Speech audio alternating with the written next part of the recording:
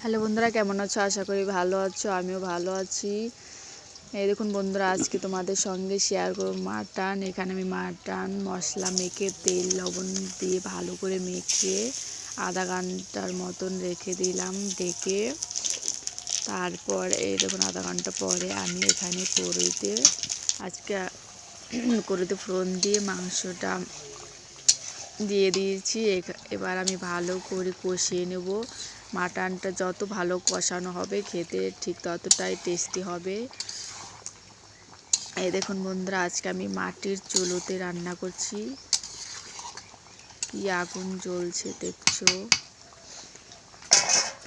আমার গলাটা একটু কেমন শোনাচ্ছে, কারণ আমার ঠান্ডা লেগে গেছে তাই বন্ধুরা। এই দেখো বন্ধুরা, এবার আমি নাড়াচাড়া করে ভালো করে কষিয়ে নেব। তারপর আবার একটু ঢেকে দেবো। ঢেকে ভালো করে কষিয়ে নেব। যত বেশি ভালো কষানো হবে মাটনটা ততটাই টেস্টি লাগবে। তোমাদের সঙ্গে শেয়ার করছি আমি কীভাবে আমি মাটনটা আজকে তৈরি করছি। এরকম বন্ধুরা, রাত্রের বেলা এটা করেছি, তাই একটু অন্ধকার আছে। আর এত আগুন জ্বলছে যে কিছুই দেখা যাচ্ছে না। পুরো একদম ধুমো ধুমো হয়ে গেছে। দেখুন বন্ধুরা, ভালো করে নাড়াচাড়া করে কষাচ্ছি যাতে মশলাটা ভালো করে ভাজা হয় এবং তেলটাও ছেড়ে দেয়। প্রায় আমার এটা কষানো হয়ে গেছে। এই দেখুন বন্ধুরা, তারপর আমি জল দিয়ে দিলাম। জল দিয়ে কিছুক্ষণ আমি ফুটতে দেব। তারপর আবার কিছুক্ষণ পরে এই দেখুন বন্ধুরা, জলটা ফুটছে।